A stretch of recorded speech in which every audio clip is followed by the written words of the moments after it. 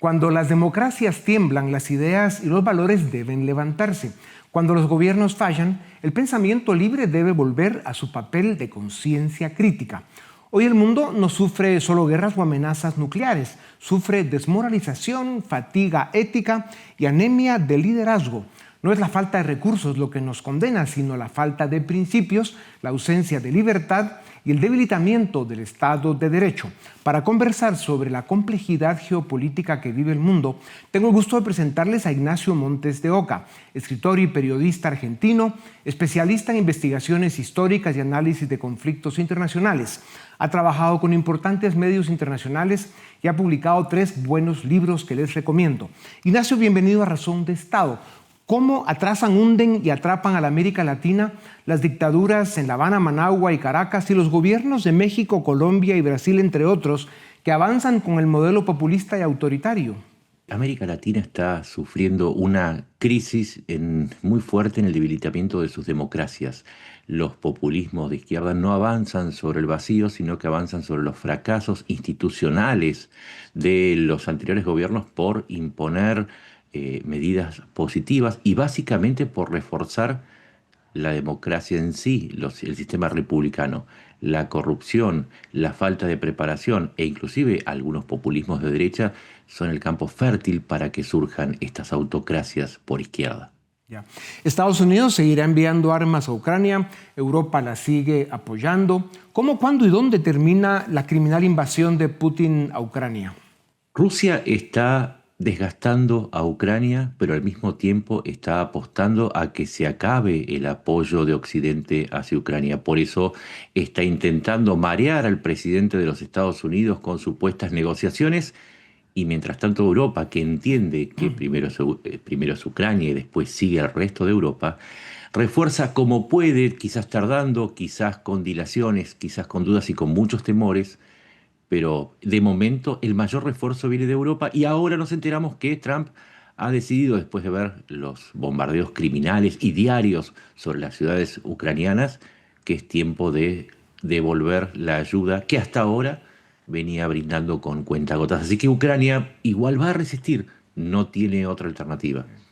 Ignacio, ¿cómo está respondiendo la OTAN en cuanto a presupuesto, despliegues y unidad política ante un posible reordenamiento global y la amenaza militar que representa Rusia para Europa a corto y mediano plazo? La OTAN está en una crisis porque en Estados Unidos, al haber ganado Trump, se impuso la idea de que los europeos tenían que aumentar su presupuesto de defensa. Esto está pedido por Trump. Primero fue un 3% del PBI, luego pasó al 4% y ahora pasó al 5%. ¿Qué es lo que sucede? Hay una profunda desunión en la OTAN que se ha dividido en 2 bloques. Por un lado Estados Unidos, que es el principal socio, el socio hegemónico si se quiere, y por el otro lado Europa, en su mayor parte, sacando a Hungría, quizás con Orbán y algunos otros países menores, y Canadá. Entienden que la OTAN, si no es una respuesta superadora para frenar a Rusia, va a haber que crear otra organización, quizás europea, aliada con Canadá, con Australia, con Nueva Zelanda, con Japón y con otros aliados que entienden perfectamente que Putin está lanzado a una carrera imperialista que nunca se va a terminar en Ucrania, que empezó en Georgia, que sigue en Moldavia y en otras regiones con la guerra híbrida. ¿Y qué cualidades crees que debería tener hoy un liderazgo global capaz de enfrentar simultáneamente no solo las amenazas rusas que ya mencionaba, sino también las amenazas que representan China, Irán y otras dictaduras que andan por ahí, incluyendo la de Caracas, que es un elemento más del crimen organizado internacional? No hay un liderazgo global. Lo que hay es una disputa global. Ya no es entre derecha e izquierda. Irán no es de izquierda, prohíbe el socialismo. China es de izquierda, pero también tiene un modelo capitalista. Cuba es un país de izquierdas. La nueva división es entre autocracias, autoritarismos y democracia. Se necesita un liderazgo en Occidente que combata a las autocracias. Ese es el único liderazgo posible, porque el resto del mundo, evidentemente, está tomado por estos liderazgos autoritarios. Ahora que Irán ha firmado disposición a dialogar, ¿qué condiciones mínimas deberían exigir Occidente a Irán. ¿Es confiable el actual régimen iraní, que por supuesto ya sabemos que no? ¿O crees que seguirán financiando grupos terroristas? Está en su ADN. En el año 1979, cuando triunfa la Revolución Islámica, se prometió destruir a Israel y a Occidente. La respuesta más directa a tu pregunta es, se necesita saber qué sucedió con los 408 kilogramos de uranio enriquecido al 60% que la Organización Internacional de Energía Atómica detectó en manos de Irán. Ese material está a 2 pasos de convertirse en una ojiva atómica.